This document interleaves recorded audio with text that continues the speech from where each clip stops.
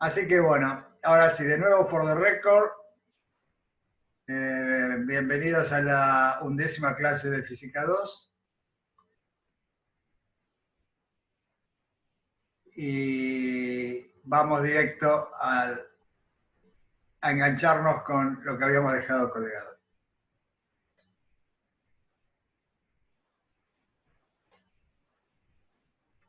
¿Sí? Recordemos entonces que estábamos analizando un sistema periódico y que queríamos, sobre todo, el objetivo, uno de los objetivos principales de este ejemplo era mostrar los resultados y compararlos con otro sistema periódico que vimos, que era el de la cadena lineal de cuentas idénticas equiespaciadas. Acá era una cadena lineal equiespaciada en el sentido de que había un periodo como antes, que llamábamos era la distancia A. Pero ahora el periodo era compuesto, estaba compuesto por dos masas en vez de por una masa. ¿Sí? Entonces, en la masa M1 y la masa M2, las distancias delta 1 entre las masas M1 y M2 y esta distancia delta 2, que le falta para llegar al periodo A. ¿Sí? Entonces, esta es la distancia A periódica y llamábamos celda elemental a este ladrillito con el que construíamos el sistema. La unidad mínima con que construíamos el sistema era este ladrillito, genérico, la celda enésima llamábamos, que tenía la masa, la parte móvil N del tipo 1 y la parte móvil N del tipo 2. Después se repetía parte móvil del tipo 1, parte móvil del tipo 2. Habíamos planteado las ecuaciones de movimiento. Acá hay un tema con la notación, que le puse supraíndice al tipo de parte móvil. Sí, no me gusta. Es medio feo, pero bueno. Se podría haber llamado SISU 1N y SISU 2N. ¿Sí? Lo importante es que piensen que estas funciones forman parte del vector columna S del sistema de ecuaciones acoplados que había que diagonalizar. ¿Sí? O sea que si yo hiciera el vector columna de la matriz dinámica que había que diagonalizar, ese vector tendría la componente 1 del tipo 1, la componente 1 del tipo supra 2, la componente 2 del tipo supra 1, la componente 2 del tipo supra 2. ¿Sí? Entonces, bueno, no importa. Podríamos haberlo llamado U1, U2, da lo mismo. El 1 lo dejo acá porque así lo empecé, pero es cierto que hace lío con los modos que habíamos puesto supraíndice. No importa. Lo importante es que, bueno, estemos seguros de lo que estamos haciendo, ¿no? Entonces, lo que estamos haciendo es plantear las ecuaciones de movimiento de este sistema, que había que plantearla en una celda elemental. En esta celda elemental había que plantearla en dos lugares, en las masas violetas y en las masas azules. Obteníamos las ecuaciones acopladas de movimiento y ahora las reducíamos su validez a movimientos que correspondieran a modos del sistema o a forzados estacionarios. Y entonces, en ambas situaciones físicas, las partes móviles, todas las partes móviles, tanto del tipo 1 como del tipo 2, se tenían que mover con la misma frecuencia y en fase. Y las amplitudes variaban de lugar que estábamos mirando, de parte móvil a parte móvil. Es decir, por eso hay un A sub n para el tipo 1, un A sub n para el tipo 2, y con n variando. ¿Sí? ¿sí? Entonces introducíamos estos en las ecuaciones de movimiento y llegábamos a este sistema acoplado para las amplitudes a sub n, que juega el papel de la sucesión que habíamos obtenido en la cadena lineal y en el sistema de péndulos acoplados, siempre que hayamos en una sucesión. Lo que no dije en la clase pasada, que vale la pena mirar acá, es que yo lo escribí a la manera de las sucesiones de las anteriores, ¿no? Pero fíjense que acá también lo podría haber escrito, presten atención a estos menos m1 omega cuadrado y m2 omega cuadrado acá, lo podría haber escrito también parecido a una ecuación de autovalores.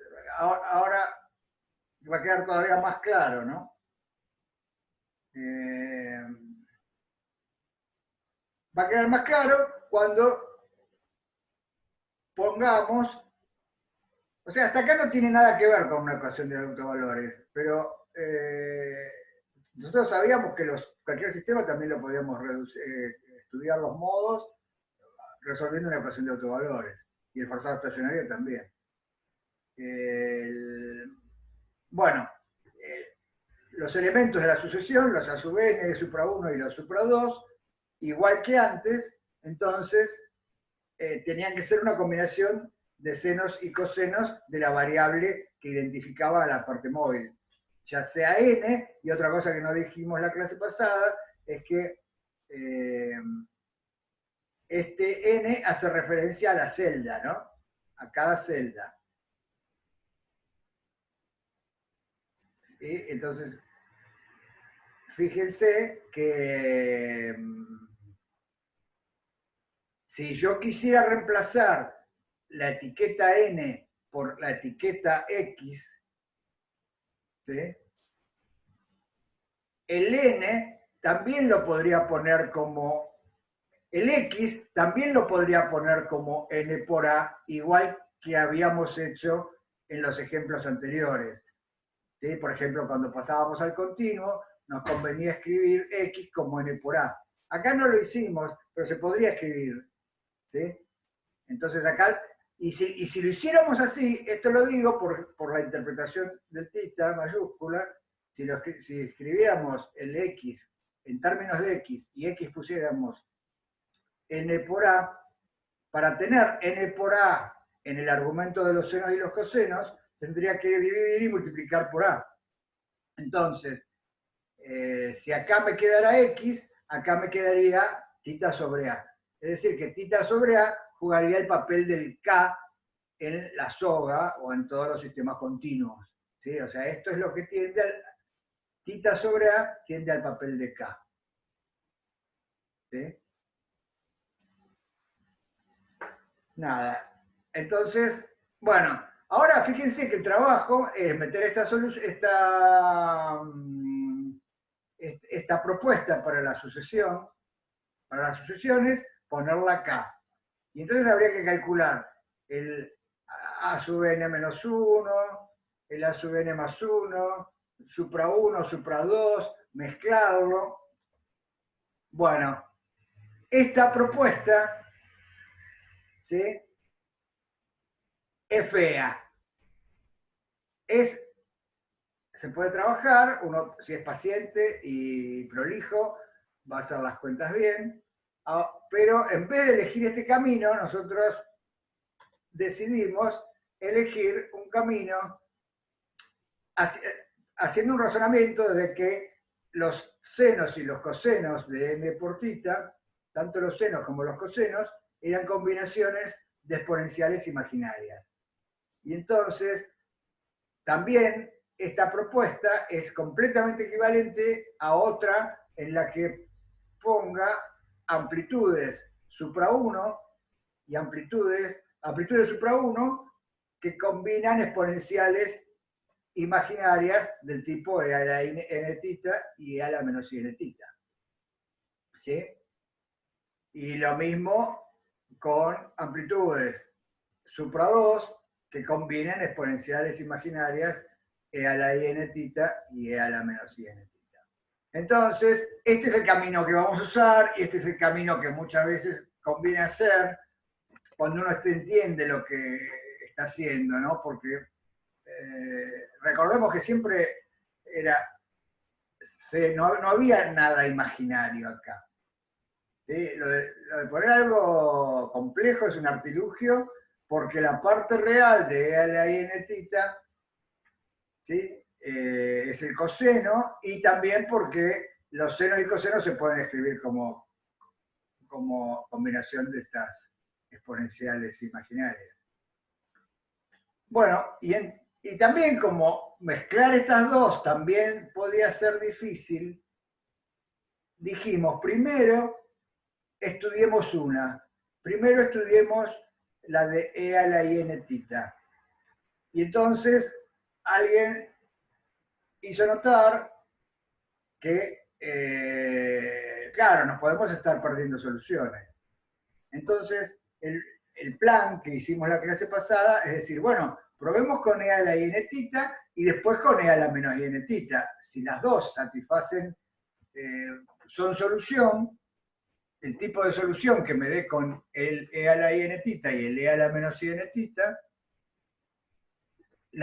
cuando las combine también va a ser solución y entonces esa va a ser la solución más general. Entonces, ese fue el camino que hicimos en la clase pasada y probamos primero con E a la I n tita. ¿Sí? Otra cosa que no dije en la clase pasada, pero que ahora que ya lo vimos, vale la pena hacerlo notar, es la siguiente. Fíjense que a esta altura, con todo lo que ya sabemos, el E a la I n tita,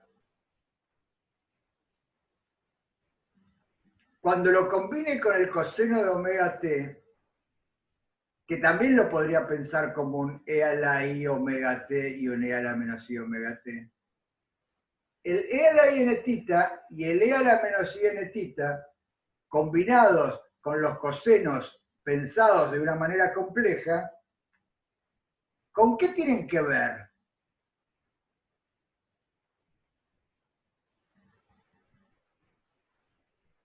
Le pregunto, ¿con qué tendría que ver el E a la I n tita cuando lo mezcle con los cosenos de omega t pensados también de manera compleja, como E a la I omega t y E a la menos I omega t? O sea, no sé si se entiende la pregunta, es ¿con qué característica física de las ondas que vimos tendría, con qué tipo de soluciones ondulatorias? Sí, Nico dice rango reactivo. Bueno, Nico, si el tita fuera real, no sería rango reactivo, porque estas funciones son periódicas y en el rango reactivo no hay periodicidades. Lautaro dice amortiguado. Amortiguado sería si en vez de cosenos de omega t tuviera exponenciales del tiempo. No, por ejemplo, yo digo, este ladrillito E a la I n tita que venía de los senos y cosenos de n tita, ¿sí? Cuando se mezcle con otro ladrillito que sea un E a la I omega t o un E a la, por ejemplo, un E a la I omega t que venga del coseno, porque lo mismo que hice para esto pasarlo a exponenciales, podría hacerlo para el coseno, que no lo hicimos. Porque como había que derivarlo dos veces para la aceleración, esto era fácil y no nos preocupamos.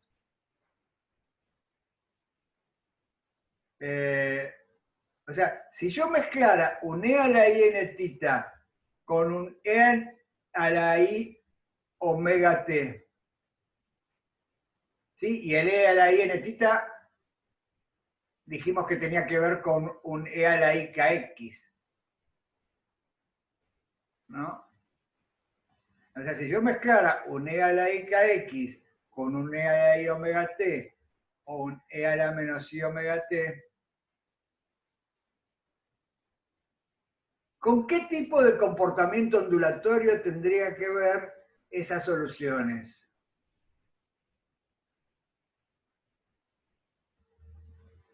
Perfecto, Lautaro. Acá Lautaro dio en el clavo. ¿Sí? O contestó lo que yo quería que contestaran. ¿Sí? Tiene que ver con ondas viajeras. O sea, ese es el punto. Que la clase pasada no valía la pena mezclarlo todo, pero que ahora que ya estamos más seguros con lo que estamos haciendo, fíjense que ver esta parte es ver una de las ondas viajeras, ¿sí? Si el tita es real, el E a la I n tita sería lo mismo que un E a la I kx. Y entonces, cuando se mezcle con el E a la I omega t o el E a la menos I omega t, me va a dar, si se mezcla con E a la I omega t, me va a dar una onda viajera regresiva, y cuando se mezcle con el E a la menos I omega t, me va a dar una onda viajera progresiva. ¿Lo ven todos eso? Y entonces, el E a la menos I n tita le pasa algo similar. Cuando se mezcle con el E a la I omega t y el E a la menos I omega t, que viene del coseno de que todas las partes móviles se mueven con la misma frecuencia, también va a corresponder a ondas viajeras, ¿sí? Progresivas y regresivas. Y entonces, si bien no lo vimos y lo tenemos que demostrar, fíjense que considerar este y considerar este es considerar las progresivas y o las regresivas. Y entonces la relación de dispersión en este sistema, que no empieza ni termina nunca, ¿sí? Porque todos estos sistemas hasta ahora no los hicimos que empezar ni terminar nunca, no puede depender de si la onda viaja para la izquierda o para la derecha. O sea que ya a esta altura tendríamos que poder sentirnos seguros como para poder hacer esta especulación teórica de que, está bien, hagamos esto y después tendríamos que probar esto, pero es casi seguro que, que la ecuación de dispersión que obtenga sea la misma cuando viajo en el sentido de las x crecientes que cuando viajo en el sentido de las x decrecientes. ¿Sí? Eso, el problema puede estar en que si calculo los modos, y no es lo mismo a lo mejor que empiece con una masa violeta que con una masa azul y con que termina. Pero bueno, ahí no voy a hacer aparecer las progresivas y las regresivas. Ahí van a intervenir las estacionarias. ¿Sí? Pero fíjense que así, planteado de esta manera, que yo se los planteé como una cosa matemática y todos nos dimos cuenta de que era una cosa matemática válida, también es una cosa físicamente válida en el sentido de que, uy, miren, mirar esto, esta exponencial, es de alguna manera prestarle atención a las ondas viajeras. Y entonces vamos a ver, bueno, es más, lo vimos, pero ahora quiero remarcar eso que la clase pasada no remarcamos, que la ecuación de dispersión no va a depender, no va a cambiar de que va a ser, digamos, la ecuación de dispersión va a permanecer inalterada cuando cambie tita por menos tita. Porque pasar de la E a la I n tita a la E a la menos I n tita es hacer el cambio de tita por menos tita. Y si la ecuación de dispersión es par en tita, por ejemplo, como nos dio a nosotros, ¿sí? Entonces, de alguna manera, en la clase pasada ya hicimos el trabajo para estas dos. Hicimos el trabajo para esta, pero la ecuación de dispersión, recuerden que nos dio que tenía paridad en tita, y entonces había algo que decía que era lo mismo iba a obtener cuando considerara esta solución. ¿Queda claro eso? O sea, es lo mismo que vimos en la clase pasada, pero ahora parafraseado con un poquito más de abstracción de lo que hicimos, ¿sí? En términos de conceptos físicos que son las ondas viajeras. Entonces acá podemos decir, para estas ondas viajeras, ¿sí? Bueno, es cierto que la solución va a tener que ser, si hay un obstáculo y está la progresiva, la solución general va a tener que incluir también una regresiva y voy a tener que combinar estas dos y voy a tener que ser cuidadoso.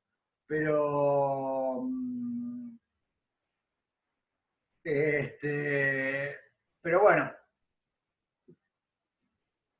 acá tenemos entonces las amplitudes que corresponderían a la onda viajera de las partes asociadas con la perturbación en la parte móvil 1 y en la parte móvil 2, que se tiene que escribir como ciertas constantes por la I en tita, esa era la propuesta, ¿no?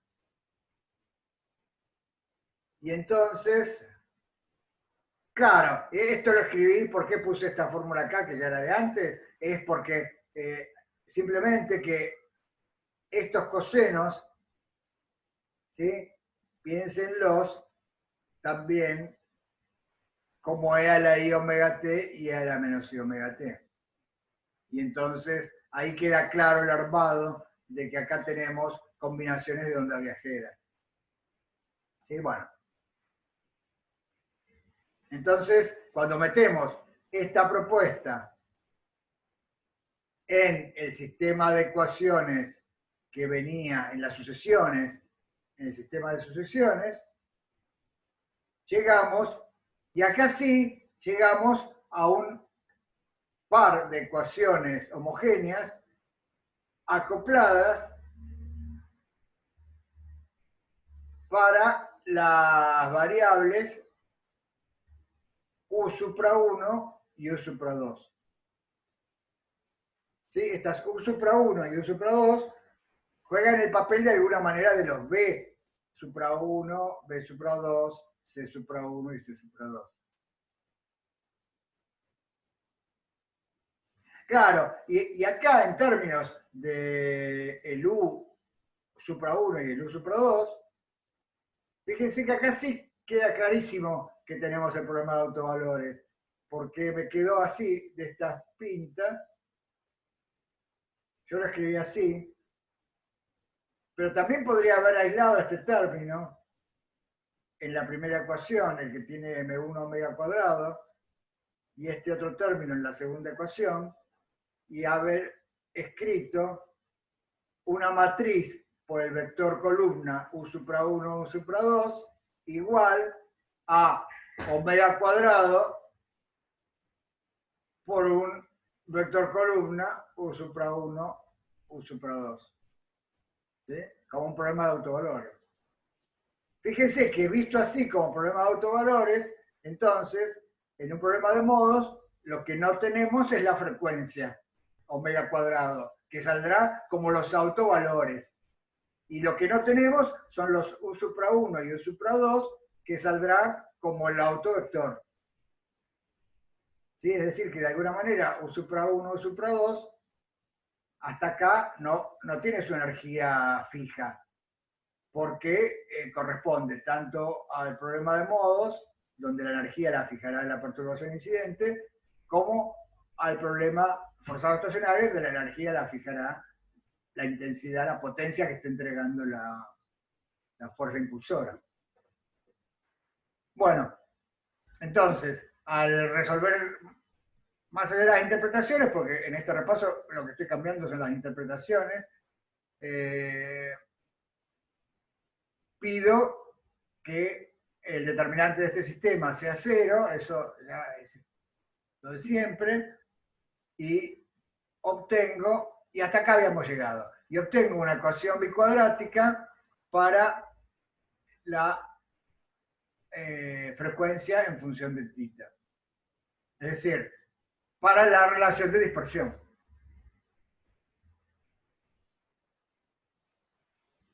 Entonces, vemos claramente, y esta es la novedad más grande del ejemplo, yo le dije que el ejemplo este lo daba porque era como, también podíamos usarlo como un paradigma que hasta ahora no habíamos introducido, que es el paradigma de los sistemas que tienen bandas, ¿sí? Bandas permitidas y bandas prohibidas.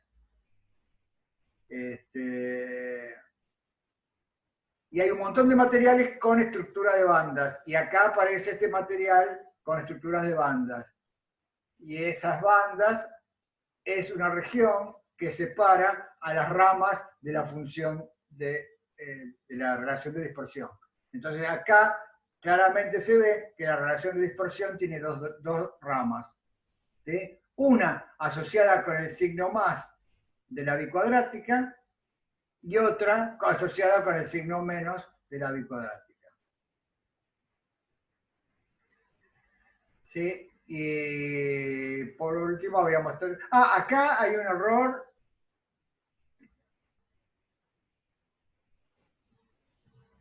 Nada, esta ecuación está bien. Había un error en algún lado que lo corregí en el apunte. No. Esto que faltaba el cero. Ahora me acordé. No, nada que ver. Me confundí. Entonces, acá tenemos las dos ramas. La del signo más corresponde a esta curva azul y la del signo menos corresponde a esta curva roja. ¿Sí? Ambas soluciones son funciones, las podemos ver como W de tita. ¿Sí? Son funciones W de tita. Y claro, por ejemplo, para no hacer cuentas, para simplificar un poco las cuentas, dije, ¿por qué no estudiamos el caso F igual a G? ¿Sí? Si F es igual a G, se simplifican un poquito las cosas, porque acá aparece 2F, acá aparece 2F, acá aparece... Gastón pregunta qué quiere decir que una rama sea óptica y otra acústica. Ahora lo voy a comentar, Gastón.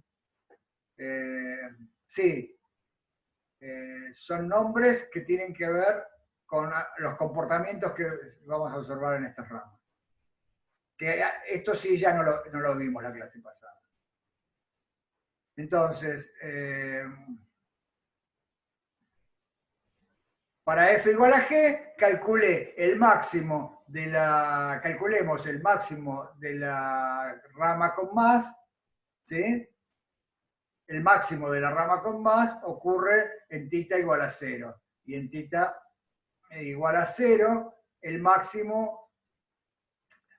cuidado, porque acá hay una raíz cuadrada, y en esa raíz cuadrada, entonces, hay que tomar el módulo de lo que está dentro, y eso me hace elegir... me va a aparecer una cosa que me va a hacer elegir si tengo que elegir M1 menos M2 o MD2 menos M1, de acuerdo a cuál es la masa más grande. Yo acá, para estos resultados que puse acá, supuse que M1 era la masa mayor, como, ¿sí? Coherente con estos dibujitos que están puestos acá, ¿no? En la cadena. Como de que doy a entender que M1 es la masa más grande. ¿Sí? De todas maneras, para la relación de dispersión no importa, porque fíjense, una cosita que tampoco remarcamos la clase pasada, es que las relaciones de dispersión, tanto el más como el menos, son completamente simétricas en M1 y M2. Si cambia el papel de M1 y M2, la relación de dispersión no cambia. ¿Sí? Lo mismo si cambio FG, no cambia. Y también esto tiene que ver con lo que dijimos que íbamos a esperar, que la onda viajera que iba para la derecha sea igual que la onda viajera que vaya para la izquierda. Da lo mismo que encuentre un M2, un M1, un M2, un M1, es lo mismo que encontrar un M1, un M2, un M1, un M2. ¿Sí? Bueno, nada. Entonces, la relación de dispersión no es completamente simétrica con el papel de M1 y M2, de F y de G. Lo que sí cambia es quién es el valor mínimo de la rama con más y cuál es el valor máximo de la rama con menos. Lautaro dice, ¿qué pasa si se excita el sistema con una fuerza que tiene una frecuencia que está en la banda prohibida? Claro, ahí voy, Lautaro, ahora te lo contesto. Simplemente déjenme determinar esto de que calculé los máximos y el máximo de la rama de arriba es inversamente proporcional a la masa reducida, mu. 1 sobre mu es 1 sobre m1 más 1 sobre m2. O sea que acá lo podríamos ver como 2f, factor común de 1 sobre m1 más 1 sobre m2. ¿Sí? Claro, eso es el máximo, porque 1 sobre m1 más 1 sobre m2 es más grande que 1 sobre m1 y es más grande que 1 sobre m2 también. Por eso está acá arriba. Después, el máximo el mínimo de la curva azul se obtiene en θ igual a pi. ¿Sí? Y entonces eso, de nuevo, cuando hay que sacar la raíz cuadrada, hay que ver cuál es el mayor y el menor, y queda entonces el menor, para que me dé el mínimo de la rama más alta. El mínimo de la rama más alta está acá. Después, el máximo de la rama más baja es 2f sobre m1, y el mínimo de la rama más baja es 0. Y entonces, siempre que, ahora yendo a la pregunta que hiciste, Lautaro, fíjense que si vengo con una fuerza impulsora, con una frecuencia entre el mínimo de la banda de la rama de arriba y el máximo, que está en las frecuencias estas, ¿sí? Esto es lo que se llamaría una banda permitida. ¿Por qué? Porque le pongo la frecuencia de la fuerza impulsora y saco una periodicidad espacial. ¿Sí? Para toda frecuencia de la fuerza impulsora que esté entre raíz de 2f sobre m2 y raíz de 2f sobre la masa reducida, estamos en una banda permitida, porque para una frecuencia espacial se induce en el sistema para una frecuencia temporal de la fuerza impulsora, se induce en el sistema una frecuencia espacial en el sistema, y la onda penetra, ¿sí? Periódicamente penetra y se puede viajar hasta infinito, si no tiene nada que la detenga. Lo mismo pasa en la rama de abajo, ¿sí? Que para toda frecuencia de la fuerza impulsora entre 0 y raíz de 2f sobre m1, también siempre puedo encontrar una periodicidad espacial para la periodicidad temporal de la fuerza impulsora. Y Lautaro pregunta qué pasa si se excita el sistema con una fuerza que tiene una frecuencia que está en la banda prohibida. Justamente se llama banda prohibida porque si excito con una frecuencia de fuerza impulsora entre el máximo de la rama de abajo y el mínimo de la rama de arriba, no hay ninguna intersección que me permita encontrar θ. Claro, pero esta historia ya la sabemos. No hay ninguna intersección porque yo me empeciné en dibujar en el plano real donde puedo hacer un dibujo. Si yo hubiera hecho este estudio en el plano complejo, sí que habría una intersección. Resulta que habría un θ, ¿sí? Para que pueda superar el máximo de la rama de abajo o que pueda ir más abajo del mínimo de la rama de arriba. Eso serían θs que no me den un seno periódico, sino que me den un seno que crece o que decrece, que son los senos hiperbólicos. Entonces, fíjense que si pusiera un θ en esta banda prohibida, es el caso reactivo, tal cual, como dice Matías. Justamente este es el caso reactivo. La banda prohibida es el caso reactivo. Y hay acá entonces un rango reactivo alto por arriba de 2f sobre mu, de la raíz de 2f sobre mu, es el mismo rango reactivo alto que había en la cadena lineal. Después viene un rango dispersivo que se llama óptico y ahora vamos a ver por qué. Después viene una banda prohibida que es otro rango reactivo, hay un rango reactivo que se llama banda prohibida, o band gap por su nombre en inglés. Y después viene la rama acústica, que también ahora vamos a ver por qué. ¿Sí? Pero entonces, fíjense que en este caso los comportamientos serían, encontraríamos soluciones donde θ sería exponencial. Y entonces, en vez de considerar, fíjense que si cuando el θ es exponencial, el e a la i n θ y el e a la menos i n θ van a ser las ondas que crecen y que decrecen exponencialmente, y tal como vimos en el ejemplo de péndulos acoplados, en sistemas infinitos o en sistemas muy grandes, la onda que crece exponencialmente no existe. Cada vez es más chiquita. ¿Sí? O sea que acá podríamos hacer lo mismo. Podríamos buscar la solución. Pero encontraríamos, en realidad esto es lo mismo, porque va a tener que ver con que el seno cuadrado de θ sobre 2 voy a querer que sea mayor que 1 o menor que menos 1. ¿Sí? Y eso, ya vimos que eso pasaba cuando θ era imaginario puro. Lo vimos en los ejemplos anteriores. O sea que quizá en esto no me voy a meter, porque para no hacerlo demasiado largo, este ejemplo. Pero, sí, pero es muy fácil que vean que es lo mismo y que estamos en el rango reactivo. Ah, bueno, genial. Y ahora vamos a ver por qué se llama rama óptica y rama acústica.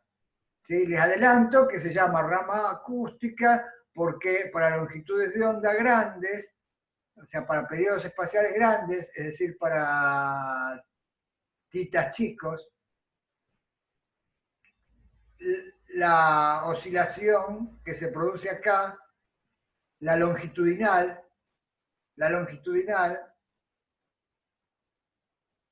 sí, pero acá estábamos estudiando las transversales, ¿se acuerdan? Las transversales. Pero la ecuación para las longitudinales era la misma. O sea que, en realidad, esta cadena diatómica se llama, se conocen, los libros lo van a encontrar a lo mejor como cadena diatómica.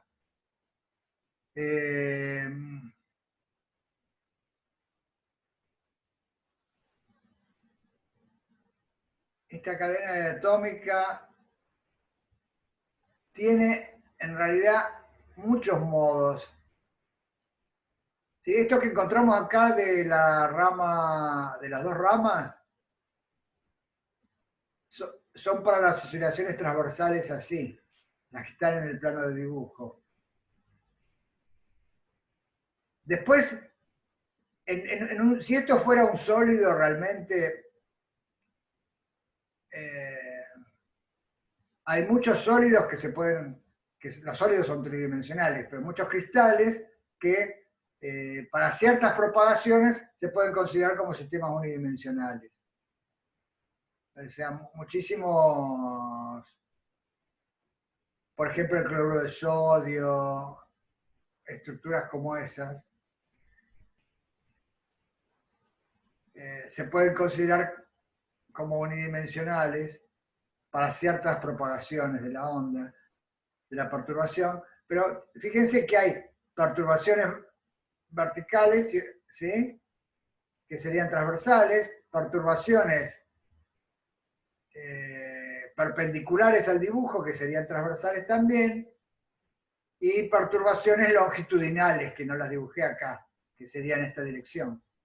¿Sí? Entonces, en realidad, toda cadena diatómica va a tener 3 ramas ópticas y 3 ramas acústicas.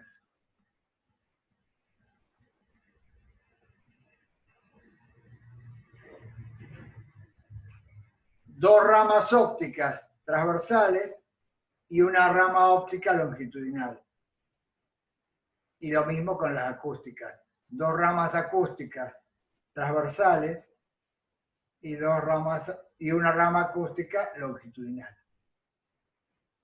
Si pensamos en el caso longitudinal, la perturbación que se propaga cuando la frecuencia está en esta banda es muy parecida a las ondas de sonido. Por eso se llama rama acústica. ¿Sí?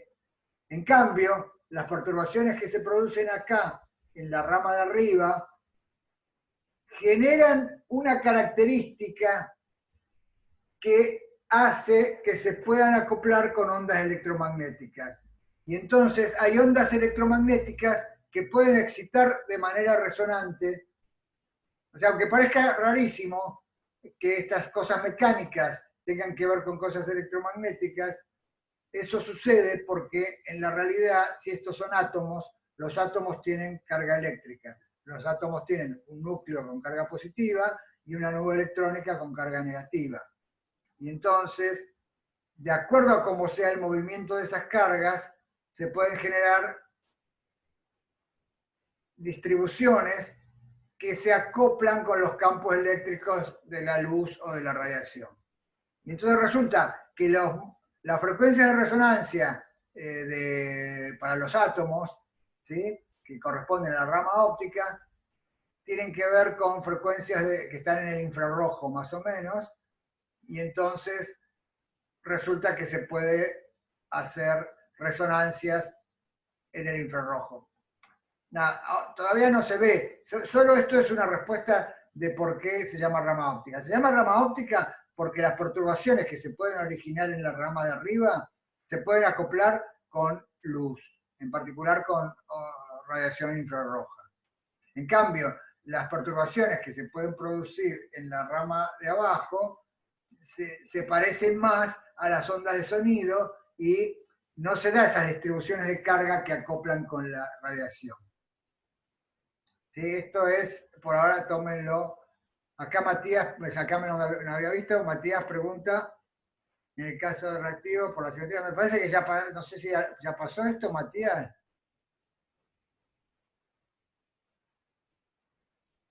Sí, ya había pasado, pero igual preguntaba por qué era, se podía ver como unidimensional, digamos, el caso de... Ah, ok. Por las simetrías. Sí, por las simetrías. Por ejemplo, por la misma manera, por las mismas razones que a lo mejor el gas en la pileta, el gas en una habitación, ¿sí?, se puede mirar como algo unidimensional si yo hago una perturbación que tenga simetrías. Claro, es como el líquido en un canal, ¿sí?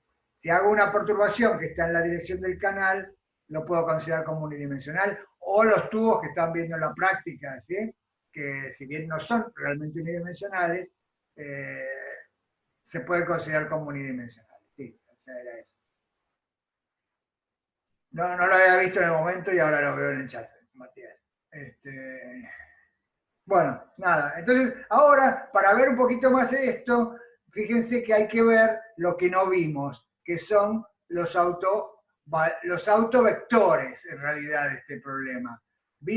Estuvimos hablando mucho de la relación de dispersión, pero no hablamos ahora de los autovectores, o lo que es lo mismo, de las amplitudes U supra 1 y U supra 2. ¿Cómo son las amplitudes U supra 1 y U supra 2 cuando la frecuencia está en la rama de arriba o cuando la frecuencia está en la rama de abajo? Bueno, esa es la pregunta que vamos a respondernos ahora. ¿Sí? Para eso, primero hay que estar convencido que una vez que pedí que el determinante de este sistema fuera 0, ¿sí?, estas dos ecuaciones dejan de ser independientes. Ya son la misma ecuación. ¿Sí? Están todos convencidos de que es así. ¿No?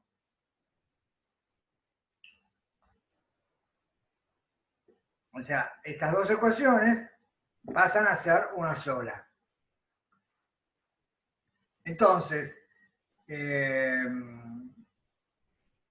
lo que despeje de la primera ecuación tiene que ser equivalente a lo que despeje de la segunda. Lo que pasa es que acá despejé... Gastón pregunta, yo no entendí esto último. ¿Por qué? Bueno, ¿por qué? Porque esto que está acá lo podría pensar como una matriz, como un sistema homogéneo para las incógnitas U supra 1 y U supra 2. ¿Ok, Gastón? O sea, esto que está acá era un sistema homogéneo para las incógnitas U sopra 1 y U sopra 2. Y ese sistema homogéneo, y este sistema homogéneo tendría solución trivial, 0, a menos que el determinante del sistema sea 0. Entonces, para sacar esta relación de dispersión, para sacar esta bicuadrática, pedí que el determinante del sistema sea 0. Y entonces, al pedir que el determinante del sistema sea 0, ¿sí? Las ecuaciones ya dejan de ser linealmente independientes, son equivalentes. No sé si eso te aclara, Gastón, o falta algo, o querés que lo parafrasee de otra manera.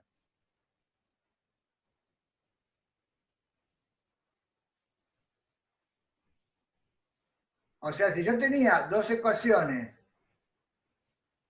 que era 3x menos y igual a 0, y otra que fuera 3x más 5y igual a 0, la única solución es x e y igual a 0. Ahora, si yo tengo 2x más y igual a 0 y 4x más 2y igual a 0, hay infinitas soluciones porque las dos ecuaciones son linealmente dependientes. Y entonces cualquier solución, x igual a y sobre 2, no sé si eso te aclara, Gastón. Podés abrir el micrófono, ¿eh?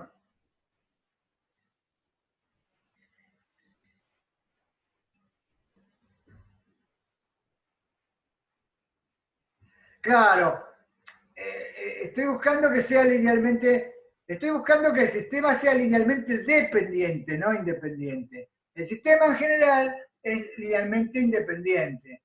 Si fuera linealmente independiente me daría soluciones U supra 1 y U supra 2, 0. Pero yo le pido entonces que sea linealmente dependiente. ¿Cómo? Y pidiéndole que el determinante sea 0. Entonces, estoy buscando que el sistema sea linealmente dependiente y lo conseguí al pedir que el determinante sea 0. Y entonces, ok, perfecto, bueno, genial. Entonces, ahí lo entendiste, perfecto. Entonces, cuando llegue a este punto, cuando llegue a este punto, siempre que omega sea solución de la ecuación que quedó en la otra transparencia, ¿sí? Siempre que omega sea solución de la bicuadrática, estas dos ecuaciones son linealmente dependientes. ¿Sí? Entonces, lo que despeje de una es lo mismo que lo que despeje de otra. Luciana comenta, pero una ecuación es el inverso de la otra, no son iguales, tiene razón. Por eso estoy insistiendo en esto, porque es confuso, se puede prestar a confusión. Si bien es cierto lo que hace notar Luciana, de que una ecuación, que acá no se ve que sea la misma, no se ve porque yo no reemplacé omega. Si yo reemplazara el omega en la rama de arriba, ¿sí? La forma que me impone la relación de dispersión para el omega en la rama de arriba lo reemplazara en esta o en esta que nos parece tan distinta, y como que una es el inverso de la otra, ¿sí? Llegaríamos a lo mismo. ¿Sí? Es como que tenés uno sobre, sí, tengo uno sobre 2 en ambos casos. No son iguales formalmente, pero cuando omega satisface esta relación con el más, son iguales. Y cuando omega satisface esta relación con el menos, son iguales. Con otro valor, pero son iguales. ¿Sí? Ese es el punto que quiero explicar ahora, y por eso acá escribí, porque sé que esto cuesta darse cuenta de eso, porque está muy confuso, porque acá claramente las ecuaciones son distintas, pero en realidad son linealmente dependientes. No importa que sea la misma, pero el cociente me tiene que dar lo mismo, ¿sí? Porque son linealmente dependientes. Entonces, fíjense que este cociente me va a definir un subespacio para los autovectores de cada rama. Cuando ponga omega, la solución de la rama de arriba, voy a obtener el autovector de la rama de arriba. Y cuando usted ponga omega de la rama de abajo, voy a obtener el autovector de la rama de abajo. Sin embargo, son distintas. Lo que pasa es que la escribí así porque una es más conveniente, una es más explícita para usar con la rama de arriba y otra es más explícita, mejor, más adecuada para sacar resultados con la rama de abajo. Fíjense.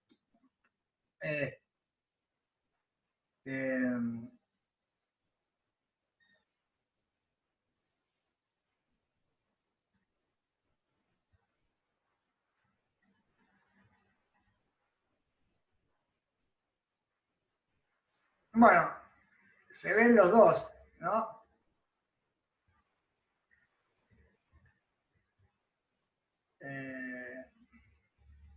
Fíjense que cuando...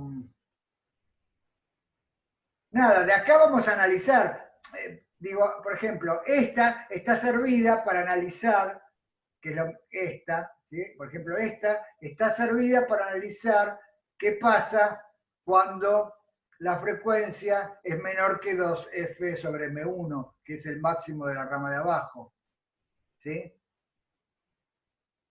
Y en cambio, esta está servida para analizar qué pasa cuando la frecuencia es mayor que 2f sobre m2, raíz cuadrada, ¿sí? Que es la rama de arriba.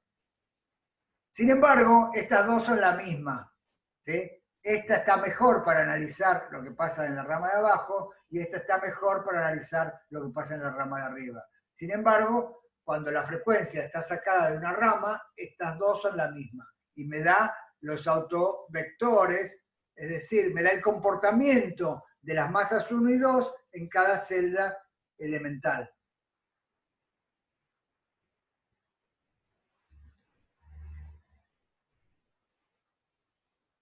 Manuel dice, ¿puede ser que en la segunda 1 sobre 2 la exponencial no tenga signo negativo? Sí, puede ser, Manuel. Es probable que me haya equivocado. Porque viene de despejar de acá. Sí, se ve de acá. Hice un cut and paste y me olvidé de cambiarle el cosa acá.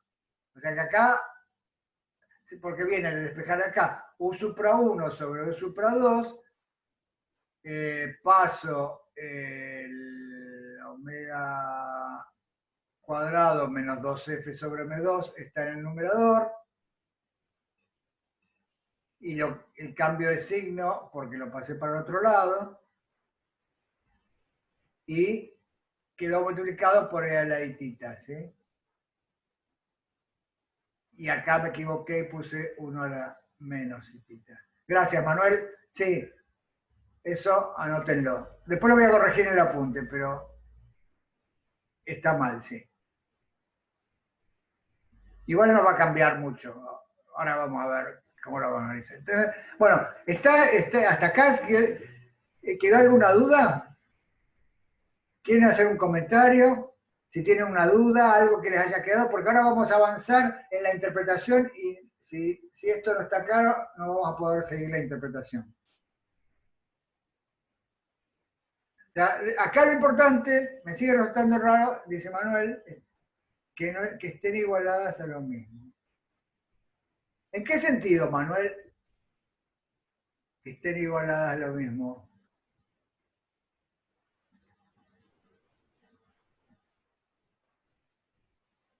Sí, sí, es raro. Por eso lo estoy comentando. Suena raro. Tenemos dos expresiones. Pero imagínate que tenés un sistema de ecuaciones, ¿sí?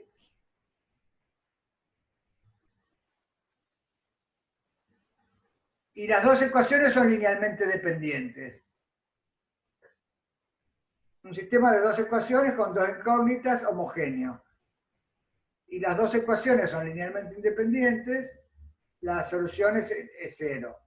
Ahora, si tenés dos ecuaciones que son linealmente dependientes, por ejemplo, 5x más 2y igual a 0 y 10x más 4y igual a 0, ¿sí? X sobre y en un caso es una cosa, ¿sí? Y en el otro caso es otra cosa, pero si sacás, si simplificaste, te da lo mismo. Sí, lástima que no tengo un pizarrón ahora, pero Luciana dice, o sea, si omega cumple lo que está arriba, entonces son iguales. Claro, perfecto. Es eso.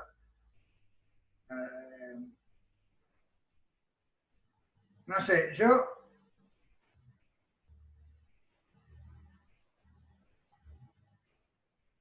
a ver si puedo hacer una cosa.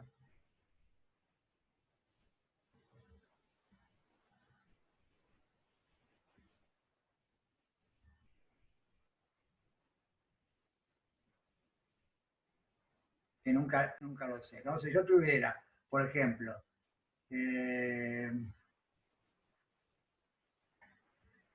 5x más 3y igual a 0 y tuviera 10x más 6y igual a 0, este sistema es linealmente dependiente. ¿Sí? Su determinante es 0, porque multipliqué por 2 la ecuación de arriba y la de abajo. ¿Sí? De alguna manera, entonces, ese sistema que nosotros obtuvimos cuando la frecuencia cumple la ecuación bicuadrática, ese sistema tenés que pensar que es igual a este. ¿Sí? Es igual, es igual. Lo único que no dice así tan directo numeritos, pero dice combinaciones, pero es igual. ¿Sí? Si yo despejara, por ejemplo, entonces, x sobre y de la primera ecuación, tendría que tener x sobre y sería menos 3 quintos. ¿Sí? Y si despejara x sobre y de la segunda ecuación,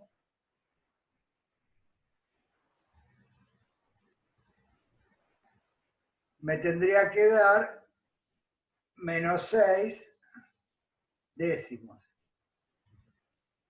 Entonces, lo que nos está pasando es que estamos viendo que en una ecuación el u supra 1 sobre u supra 2 me está dando menos 3 quintos y que en la otra ecuación me está dando menos 6 décimos.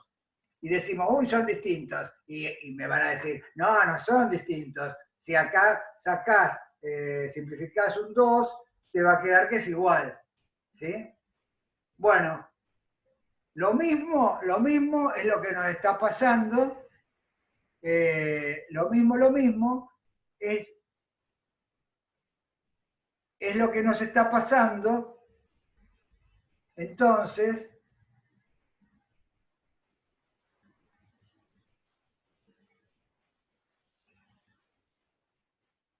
en nuestro,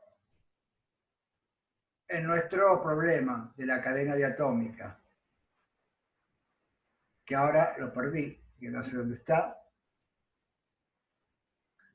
Eh,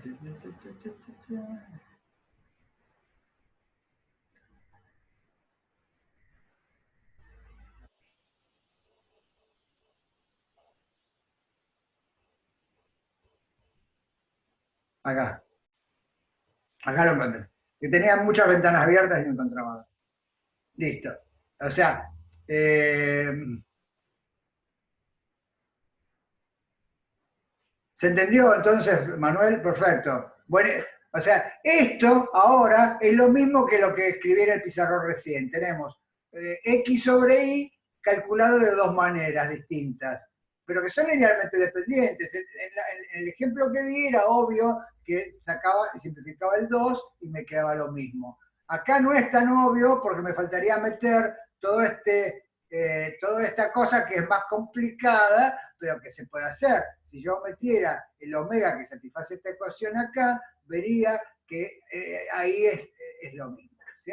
Bueno, perfecto. Entonces, si se entendió esto, creo que es momento de hacer un intervalo. Y ahora sí, entonces vamos a ver la interpretación de cómo son los movimientos relativos de las masas en cada celda unitaria. Bueno, digamos en 5 minutos, que después siempre son un poquito más, pero yo tengo 10 y 5, 10 y 10, retomamos.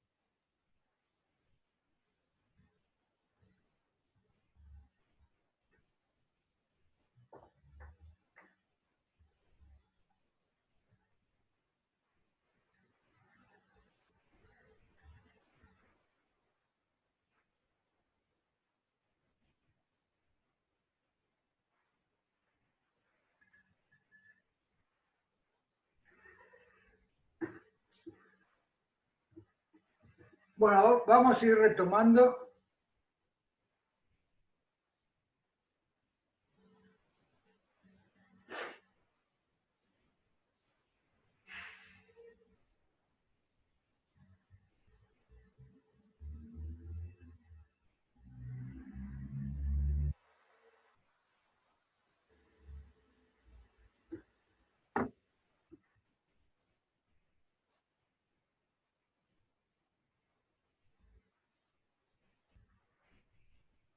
Bueno, entonces estamos en que de este sistema de ecuaciones acopladas que obteníamos para las amplitudes, estas amplitudes son las que me van a decir cómo es el movimiento de la parte móvil grande en la celda en una celda respecto a la otra. O sea, de la masa violeta con respecto a la masa azul. ¿Sí? Me va a decir, este número me va a decir que es un número complejo, fíjense, me va a decir, su módulo me va a decir de cómo es el movimiento de la parte móvil violeta, si tiene mayor amplitud o menor amplitud, con respecto al azul. Y la fase de este número complejo me va a decir si las partes móviles azul y la violeta se mueven en fase o en contrafase. ¿Sí? O en alguna situación intermedia que va a tener que ver con la fase de este número complejo. ¿Ok? Y eso, después, eso es en una celda, y después, cuando quiera ver el comportamiento de las celdas adyacentes, para eso voy a necesitar el valor de este tita, porque eso me va a decir el comportamiento de la celda, de las mismas masas azules y violetas, pero en la celda adyacente, para un lado o para el otro. ¿Ok? ¿Se entiende entonces? Porque hay muchas cosas y nos podemos perder.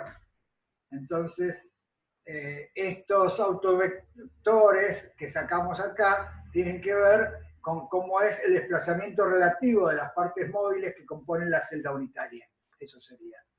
Y la dependencia de los comportamientos en las celdas unitarias, en las celdas adyacentes, está dado por la dependencia con n, que eso lo fija en definitiva el tita.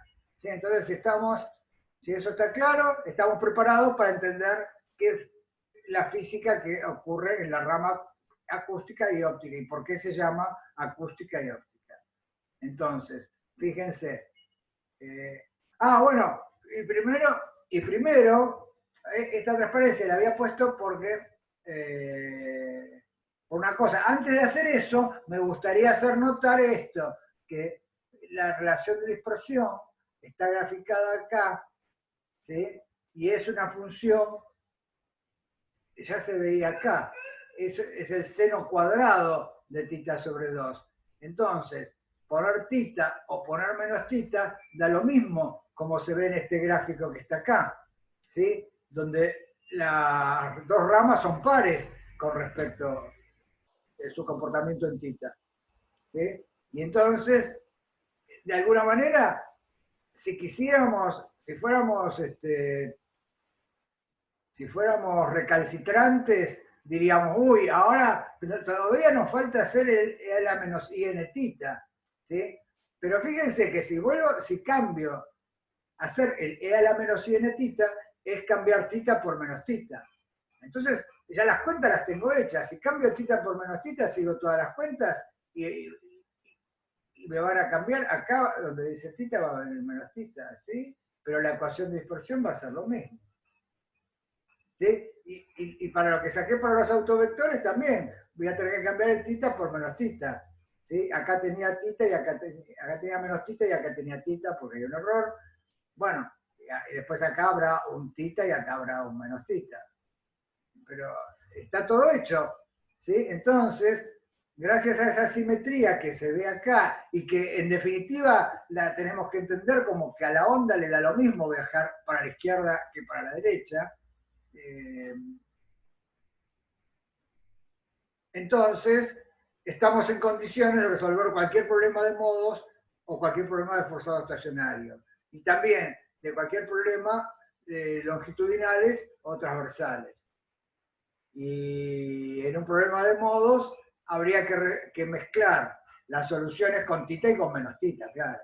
Y proponer una solución que esa suma satisfaga las condiciones de contorno y de ahí sacaríamos una discretización para los tita. Y entonces, con esa discretización para los tita, veríamos que para cada discretización de tita hay dos valores de frecuencia. Una frecuencia en el modo acústico y otra frecuencia en el modo óptico. Bueno, ahora sí, vamos a la interpretación. Y entonces en la interpretación, empecemos con la banda de abajo, con la rama de abajo. En la rama de abajo, la frecuencia es menor que la raíz de 2f sobre m1. ¿Sí? Y entonces, por eso me conviene mirar la expresión esta, porque está explícitamente omega cuadrado menos 2f sobre m1. Y entonces voy a mirar, por ejemplo, qué pasa cerca de cero. ¿Sí? Cerca de cero, este e a la i, e a la menos i tita es cero. El tita es cero, entonces e a la menos i cero es 1. ¿Sí?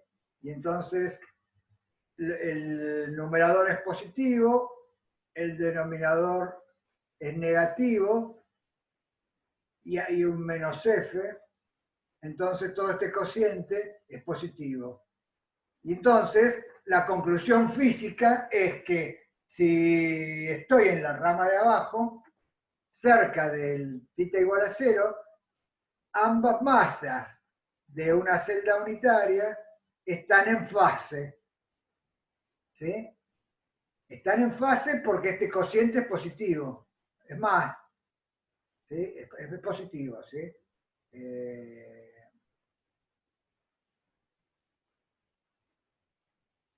Las amplitudes pueden ser distintas, pero las dos masas de la celda unitaria están en fase. Y si quiero ver qué le pasa a la celda de al lado, de la derecha, o a la celda de la izquierda, tengo que, nada, también sigue estando en fase con la misma celda, porque tita está cerca de 0, ¿sí? Y entonces las celdas consecutivas también están en fase con la celda original. Y entonces tendría estos movimientos que están en los modos más bajos siempre, ¿sí? Que son las dos en fase, pero la del lado también en fase, y así. En cambio, si estoy en la rama, si sigo en la rama acústica, es decir, si sigo mirando esta forma más conveniente, y tita está cerca de pi, acá, cerca de acá,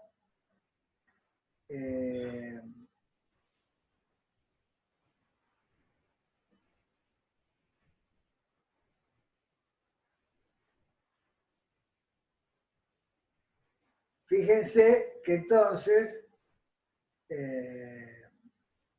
también siguen en fase, pero como está cerca de pi, como la dependencia está acá, si tita está cerca de pi, de un n al siguiente cambia la fase. Y entonces celdas consecutivas están en contrafase con lo que pasaba en la celda del lado, ¿no? Eso es mucho más fácil dibujarlo que decirlo, ¿sí? O sea, lo que vimos recién querría decir esto. Querría decir que cerca de tita igual a 0, las masas M1 y M2 están en fase. Y las celdas de los adyacentes también. Es este movimiento. Por eso el nombre acústico. Este movimiento se parece mucho al movimiento en un gas, ¿sí? Entonces por eso se le da el nombre de acústico. En este caso, en cambio cerca de pi, también las dos estaban en fase, pero cuando paso de n a n más 1, como es e a la i n pi, cambia el sentido, y ahora también las dos están en fase, pero para el otro lado. Y entonces el movimiento es así. Entonces, en resumen, en la rama acústica, siempre las masas de la celda unidad están en fase, ¿sí? ¿Qué pasa? Que de una celda a otra puede haber un comportamiento en contrafase, porque... o no, claro. Fíjense que digo o no, porque yo analicé dos casos límite para simplificar las matemáticas, pero en realidad podría haber analizado valores intermedios, entonces en ese caso no están ni completamente en fase ni completamente en contrafase, pero como que se mueven para el mismo lado, ¿sí? Para esto nada mejor que hacer un programita en Python y dibujar o animar los movimientos de las masas para valores intermedios, ¿sí? Lo que se ve sin hacer el dibujo, si uno se concentra un poquito, es simplemente estos casos límites que analicé yo acá, que son en el centro de la banda y en el borde de la banda. ¿Sí? Ahora, entonces,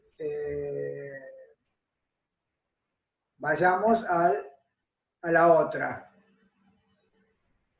al caso de la rama óptica. En cambio, en la rama óptica, por todo lo que discutimos antes del intervalo, voy a mirar esta otra ecuación que es equivalente, pero que es más adecuada, porque en el numerador tiene omega cuadrado menos 2f sobre m2.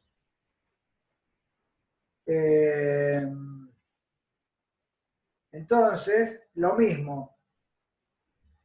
Si omega cuadrado es mayor que 2f sobre m2, porque estoy acá en la rama de arriba, esto es positivo, y en tita igual a 0, esto es positivo, cerca de tita igual a 0, esto es positivo, y entonces esto es negativo.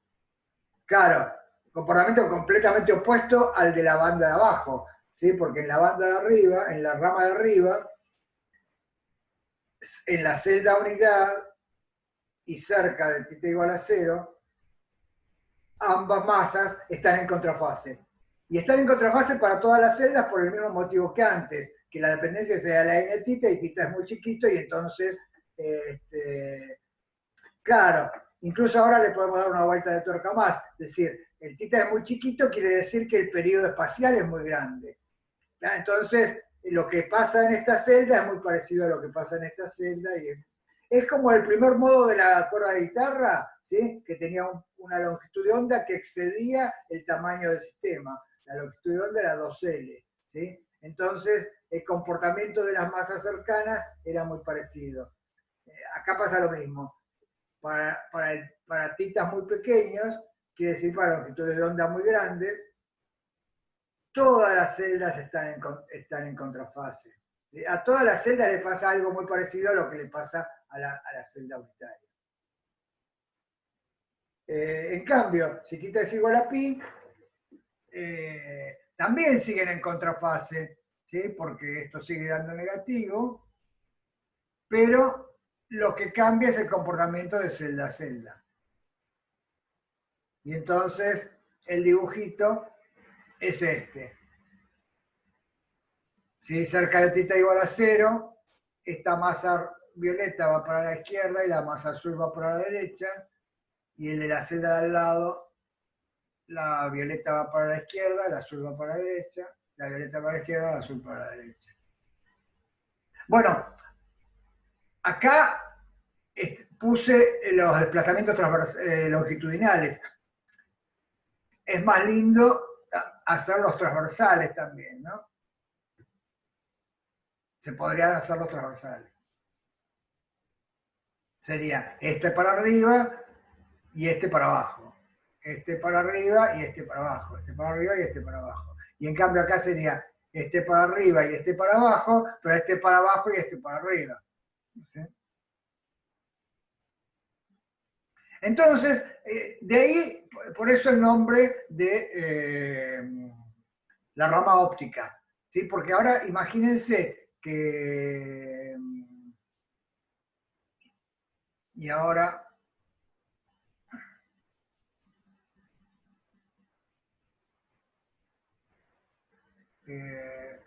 por ejemplo, imagínense cloruro de sodio. ¿Sí? Son sólidos iónicos. Iónicos porque quedan como uno más cargado positivamente y otro más cargado negativamente. Y entonces, al haber esta oscilación, hay una cosa que cuando estudien física 3 van a ver que es el momento dipolar.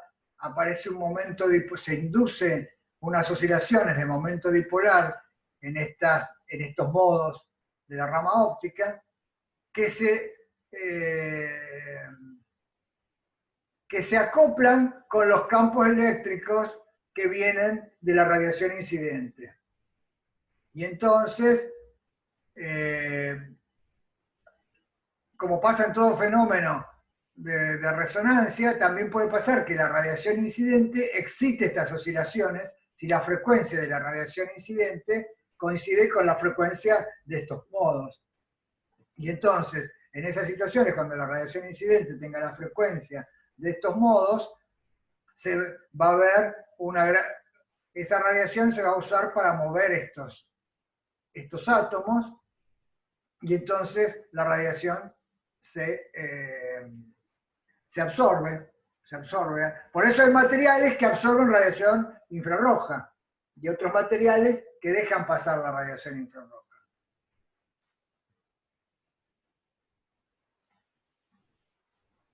Bueno, esto es lo que puse en la transparencia de acá. Si los dos átomos distintos de una misma celda tienen cargas opuestas y oscilan en contrafase, se produce un momento dipolar oscilante que se puede acoplar de manera resonante con radiación electromagnética, que está en el rango de infrarrojo ¿sí? Y en definitiva da lugar a que el material absorba radiación. Por ejemplo, acá les puse un link a un video que está bueno, no es tal cual la cadena ni nada, es sobre la radiación infrarroja. Esto es importante porque también muestra por qué las ondas son tan importantes en tantas ramas de la ciencia y de la tecnología. Son importantes porque nos permiten interrogar a fenómenos que pueden ocurrir muy lejos de donde estamos nosotros. Por ejemplo, en este videíto, que es corto, creo que son 5 minutos, está muy bueno porque explica, por ejemplo, es una introducción a la espectroscopía infrarroja, ¿no? Y en particular es de química orgánica, entonces aparecen estos compuestos orgánicos complejos, que son carbonos, hidrógenos, y entonces dice, por ejemplo, que la unión química, que en definitiva estas uniones químicas tienen que ver con uniones atractivas o repulsivas, y terminan siendo cerca del equilibrio parecidas a un resorte. Entonces, por ejemplo, esta unión entre un hidrógeno y un carbono se puede modelar y a los fines prácticos es casi lo mismo que al tener una masa H y una masa C unidas por un resorte. ¿Sí? Y si las frecuencias de vibración de estas cadenas de masas HC están, resulta que están en el infrarrojo, ¿sí?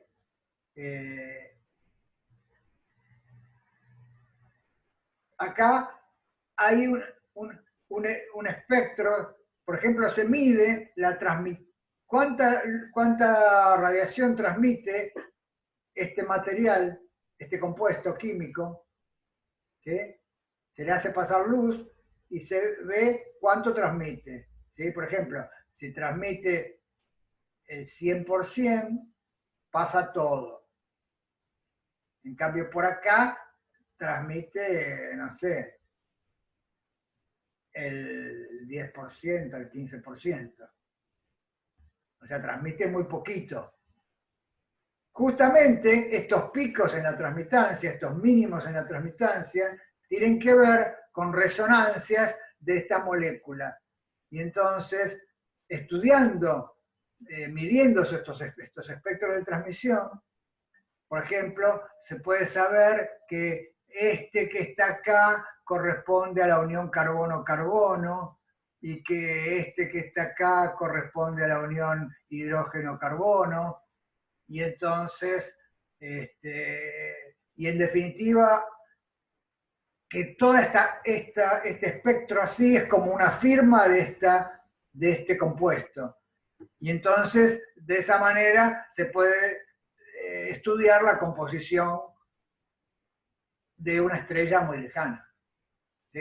Entonces, fíjense, como estudiando propiedades ondulatorias, podemos inferir propiedades de objetos muy lejanos. ¿Sí? Acá sería estudiando el espectro de transmisión, en función de acá está, en función de la frecuencia. Acá dice wave number, sí, es en función de K, en definitiva. Algo proporcional a K. Por eso está en unidades de 1 sobre centímetro. Y entonces, bueno, y como K es omega sobre la velocidad y la velocidad es la de la luz, con este numerito podemos sacar la frecuencia. Fíjense, este eje horizontal es proporcional a la frecuencia. Si miran este video, que acá puse el link, no tiene que ver tanto con la cadena, sino tiene que ver con... Está relacionado con la cadena en el sentido de que justamente también hay otras resonancias, ¿sí? No solo en compuestos orgánicos así, sino en compuestos inorgánicos como el cloruro de sodio, que tienen que ver ya con la cadena lineal. Bueno, acá llegamos a un punto donde, por ejemplo, podríamos estudiar los modos. Para estudiar los modos de esto, sí, se puede dejar para un ejercicio o para la práctica numérica, porque tiene muchas posibilidades. Por ejemplo, que la cadena, yo podría empezar a estudiar los modos de la cadena, de esta cadena, igual que hicimos con la soga, con la cuerda con cuentas, ¿sí? Y entonces tendría que decir, una masa virtual en x igual a 0 y una masa virtual en x igual a L, y acá n celdas elementales, ¿sí? Y claro, hay muchas más posibilidades que con la cadena lineal homogénea, porque ahora podría poner que haya un número par que empiece con una violeta, que empiece con un azul, y lo mismo con el que termine. Entonces, los modos son levemente distintos en cada caso, y por eso dije, bueno, no, si me pongo a hacerlos, no me iba a alcanzar la clase. Iba a invertir toda una clase en hacer eso. Esto lo dejo porque los conceptos nuevos que quería introducir tienen que ver con la introducción del gap, de la banda prohibida, ¿sí? O sea, es el caso más sencillo donde se puede ver la banda prohibida, y en este momento los materiales, hay muchísima tecnología, sobre todo en la parte fotónica, donde la tecnología permitió tantos avances, de poder hacer ingeniería en los materiales y hacer que tengan bandas prohibidas adecuadas en donde uno quiera y usarlas para lo que uno quiera, que antes no se podía. Sí, esto ya se lo dije una vez. Cuando la humanidad aprende a manejar ciertos materiales, esos materiales son protagonistas de la civilización. ¿Sí? Por eso está la edad de piedra y la edad de la electrónica, y esta sería la edad de la fotónica, en el sentido de que vamos a poder hacer materiales que permitan hacer cosas con la luz que hasta ahora no se pudieron hacer. Hasta ahora se pudieron hacer cosas con la luz,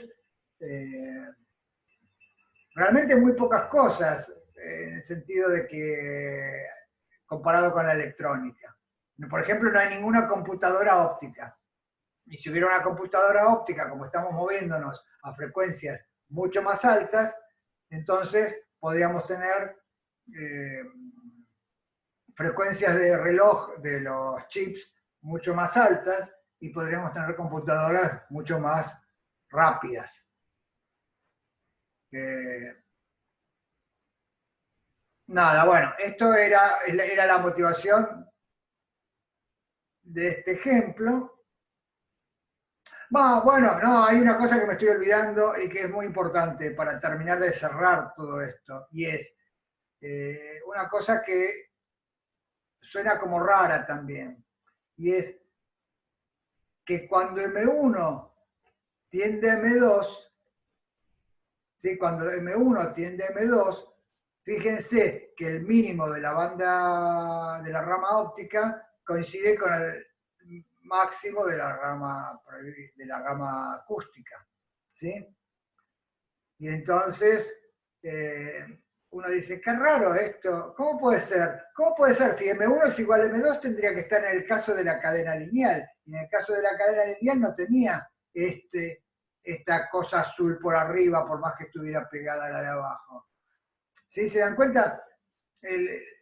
La aparente contradicción está en que cuando M1 tiende a M2, estas dos curvas se tocan, y entonces yo esperaba que cuando M1 tendiera a M2, tuviera la relación de dispersión del seno cuadrado nada más, la que vimos en la cadena lineal.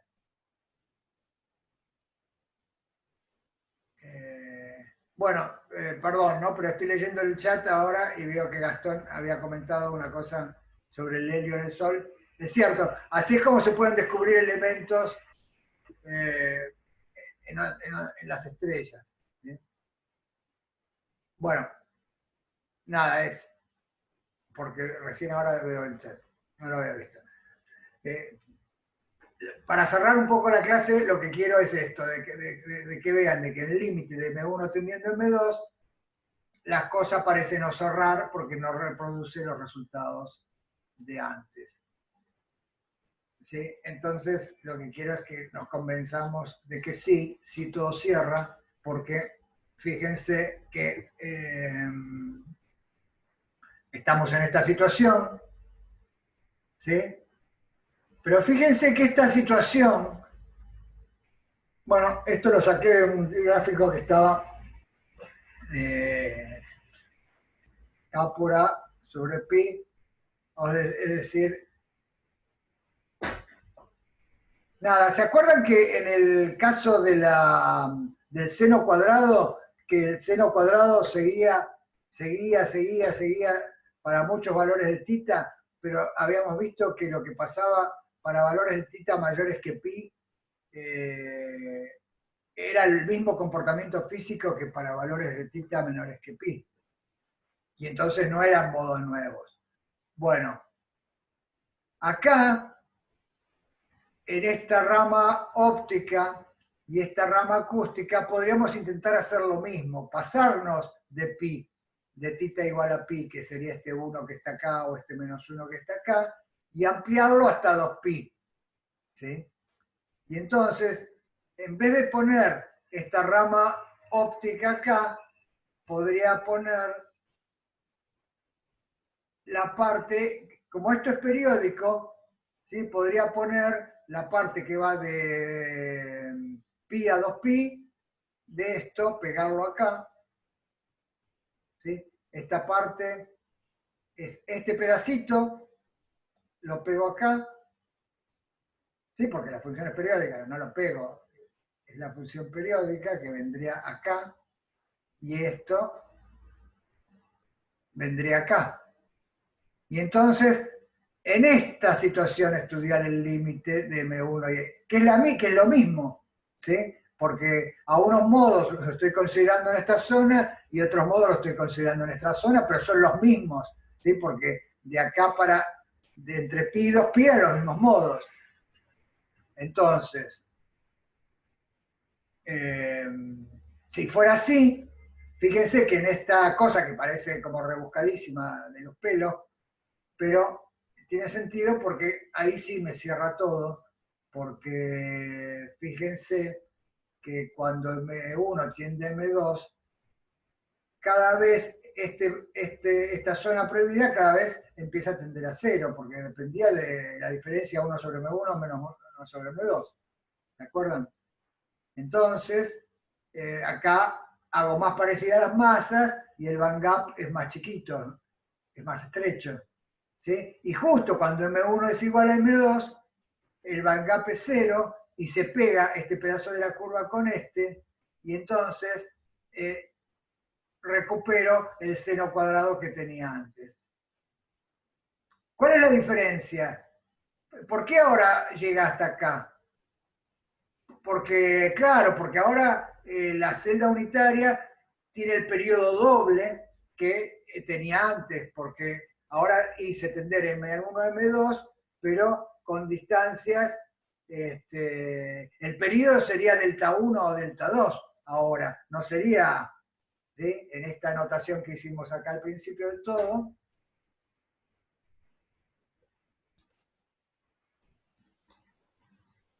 ¿Sí? Ahora el periodo sería delta 1 igual o delta 2, ¿sí? Si M1 tiende a M2.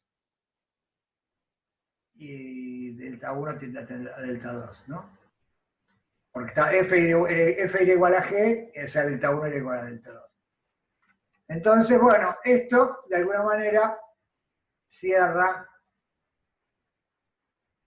que tenemos que convencernos que en el caso M1 igual a M2, si bien es como que esta rama toca con esta y parece muy distinto, en realidad es lo mismo que este seno cuadrado que teníamos antes.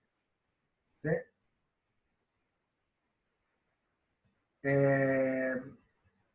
Bueno, ¿se entendió esto?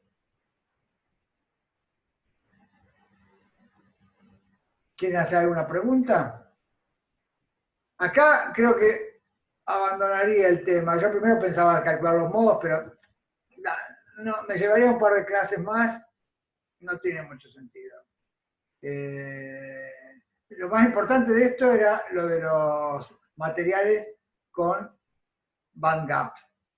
Y entonces la clase pasada les hablé mucho de los fotónicos y puse el énfasis en los fotónicos. Entonces, para cerrar la clase, me gustaría simplemente mostrar que esto no solo pasa en los fotónicos, que todas las estructuras periódicas, esto es como un paradigma de estructuras periódicas en las que aparecen bandas permitidas y bandas prohibidas y que permiten hacer ingeniería en todos los ramos, en todas las ramas de fenómenos ondulatorios, ya sea estos mecánicos, acústicos, ópticos. Y entonces les quería dar el ejemplo de lo que se llaman cristales sónicos, ¿sí? Que son estructuras periódicas que se pueden usar para hacer también filtros para el sonido, o para el ultrasonido, o para el infrasonido, de acuerdo a las dimensiones que tenga la estructura. Por ejemplo, si la estructura tiene dimensiones que están en el orden de la longitud de onda del sonido audible, el sonido audible, piensen ustedes que el sonido audible, por ejemplo, la nota, dijimos, el la que afinan las orquestas es 440 ciclos por segundo, ¿no? Y esa sería la frecuencia, no angular, sino la frecuencia, 440 ciclos por segundo. Y la longitud de onda de la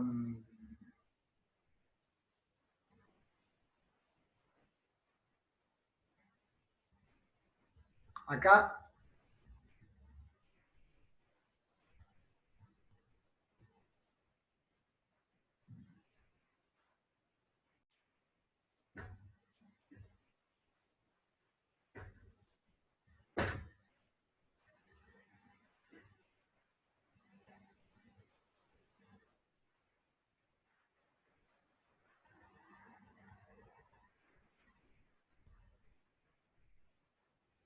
bueno, no, a ver.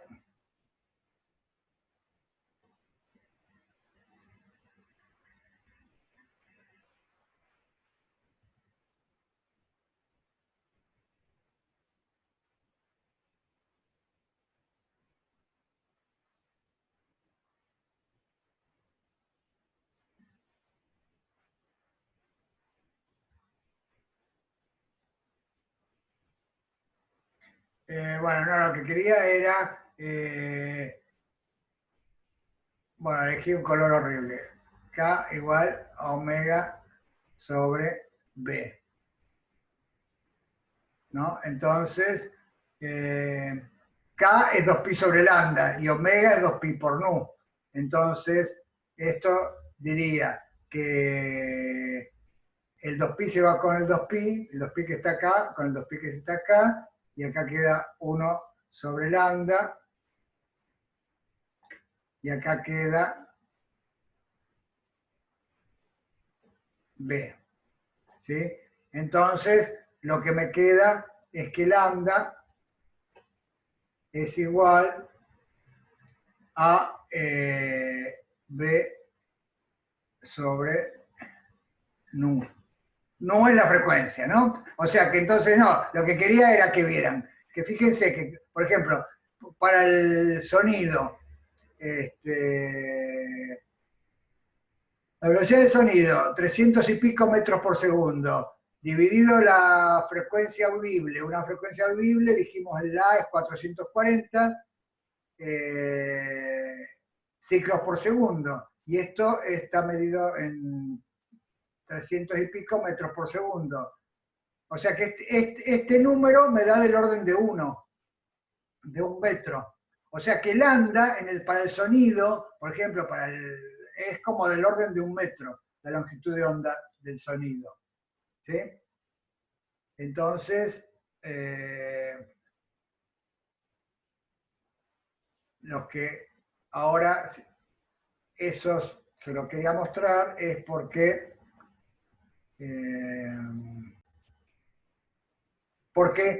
fíjense que la periodicidad acá, esa cuenta la quería hacer, porque fíjense que la periodicidad acá es como una fracción de metro, ¿sí? O sea que esto va a hacer band gaps o cosas en las longitudes de onda que sean del sonido audible. Y bueno, esto es un cristal sónico. Y es un cristal sónico que no se usa para investigación, que se usa como un instrumento artístico y ¿sí? Para que vean los cruces que hay entre la ciencia y el arte.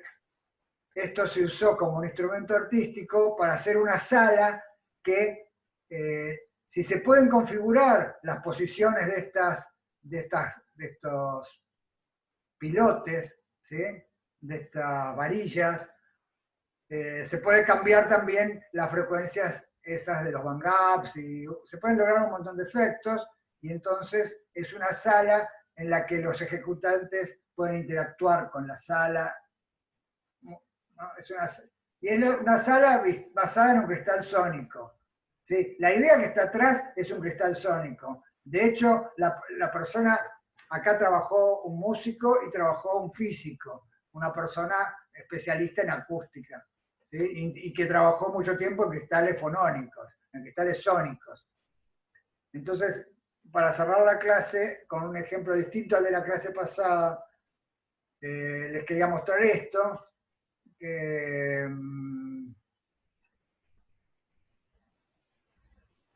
Sí, salió una nota en abril del año pasado en La Nación y en un montón de diarios más. Acá les dejé el link por si la quieren leer.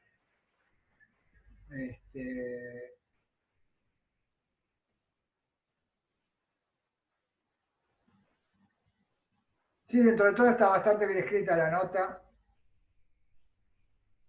Ven que dice: el compositor Oscar Edelstein y el físico Manuel Eguía estrenaron una ópera intervenida por un mecanismo acústico que modifica los sonidos. Ese mecanismo acústico que modifica los sonidos es esto que está en la foto, pero no es esto que está en la foto, es una cosa alucinante realmente, ¿no? Ahora se los voy a mostrar. Acá dice, ven, cristal sónico. Esto se hizo con el grupo de Manuel Leguía, que es de la Universidad de Quilmes. Y hicieron una sala que es alucinante. Miren, este es el dibujo. Son fotos tomadas en la sala.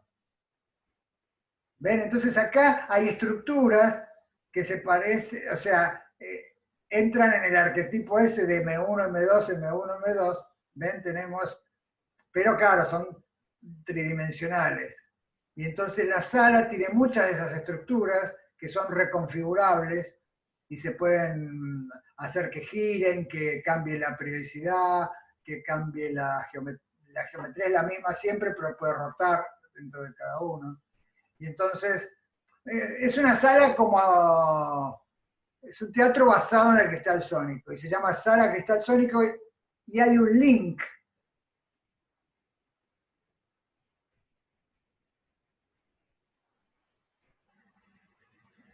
Ustedes están viendo la pantalla de... Sí. ¿Ven? Está este link, Sala Cristal Sónico,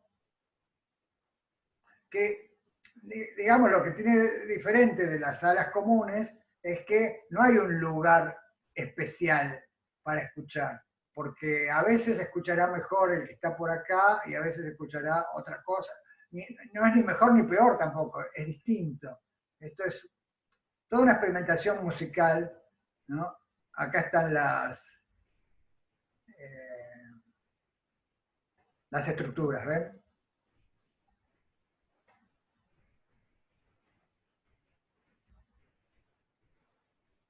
De esta sala.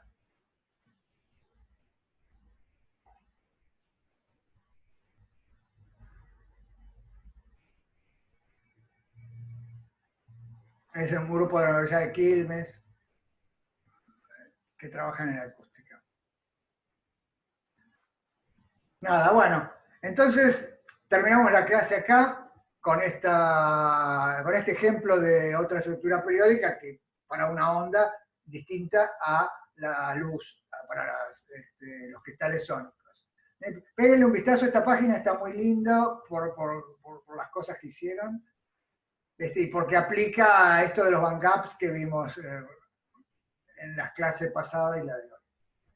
Bueno, entonces terminamos acá, nos despedimos, nos vemos el martes que viene. Y hola Paulina, te paso ¿cómo estás? Hola Ricardo, ¿cómo estás? ¿Bien? ¿Todo bien y vos? Todo bien. Me alegro.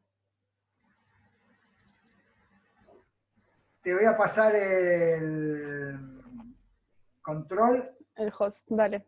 Y host. Bueno, saludo a todos. Chao Paulina, chao Chau, todos. chau.